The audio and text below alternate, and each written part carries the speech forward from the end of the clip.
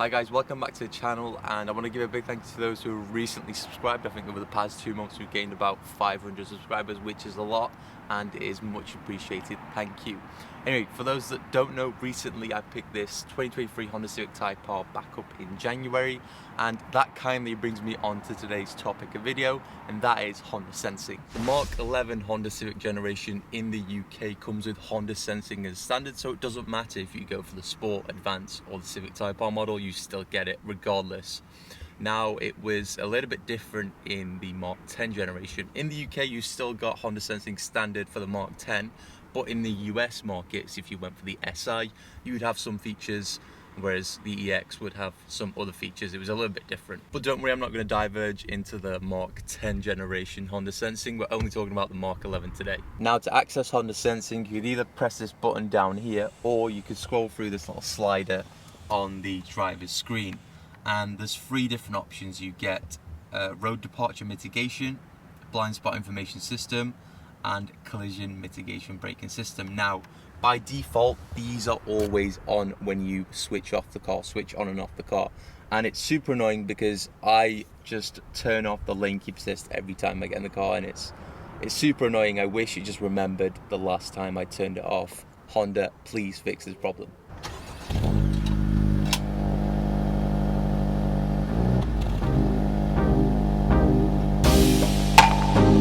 There are a few additional things that come with Honda Sensing, and that is your steering assist, speed limiter, and adaptive sound cruise control. And the way to activate these, exclusive of the steering assist, is by clicking on this little button down here, and then you can see the displays kind of widen up and 2 lanes should appear, or 2 markings. Well, there's only 1, which kind of makes sense.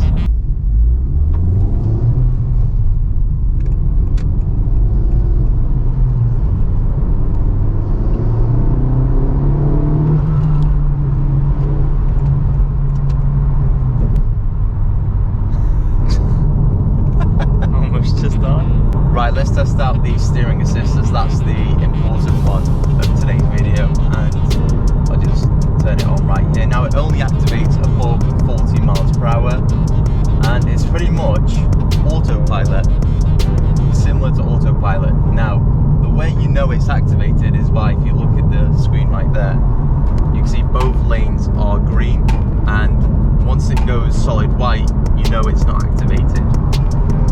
On that, you can see it's steering itself. I'm not doing anything at the moment. It kind of does bell you to kind of tug on the steering wheel. Actually, what I'm going to do is let it roll, and then when it gets over the line, then I'll take control. I think the lane keep assist might push me back in, just for the sake of it. Let's see.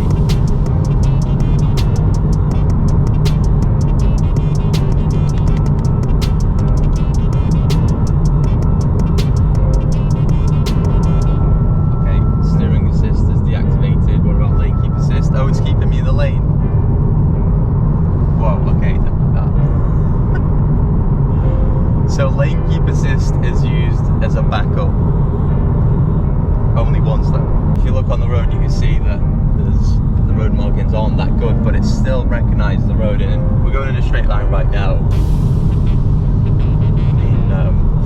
There's nothing to really demonstrate. Let me get on some twisty bits, country twisty roads, and I'll demonstrate you that properly. Right, so we're going about 45 miles per hour, and let's see if we can handle this turn right here. It's not recognising the road at the moment, although the markings are quite clear. Oh, here we go. It's activated. Hey, that's some pretty clever stuff. I'm just going to leave it. Let's see what it does. Can it handle this turn right here? Whoa. Well, it's still going.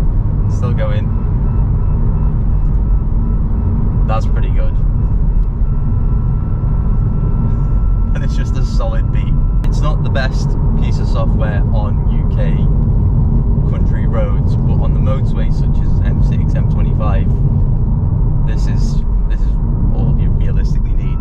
I love the fact that Honda have actually kind of mimicked what you kind of do in your car. So for example, if you tap the brake, you can see that little Honda down there taps the brake. If you indicate, so does that little Honda right there.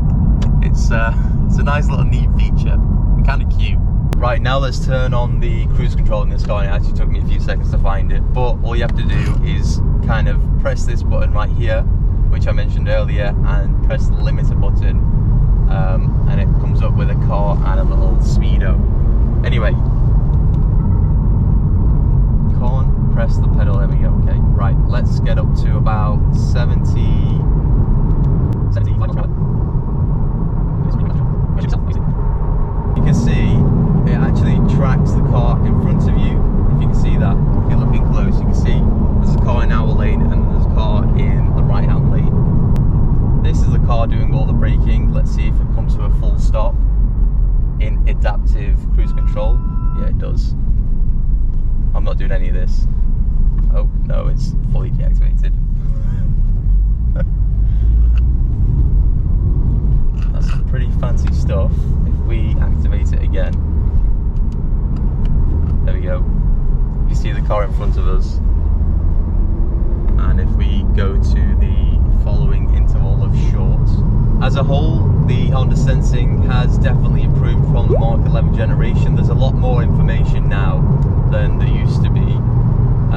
And yeah, look, it is improved, but it is still jittery at times. For example, the forward collision mitigation still randomly comes on at times and slams on the brake, but it's less frequent as opposed to the Mark 11s. The Mark 11 forward collision mitigation was horrid. This is probably the last time I'll be using adaptive cruise control and steering assist. Well, steering assist I might use it now and then, but adaptive cruise control, I'll never use that. So thank you guys, that was the full demonstration of the Honda sensing stuff in the Mark 11 Honda Civic. I assume it doesn't really change between the model variants, but that's a little demonstration for you guys anyway.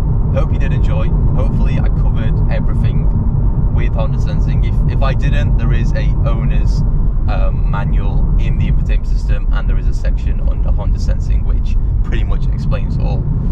Thanks for watching, and I'll see you in the next one. Peace out.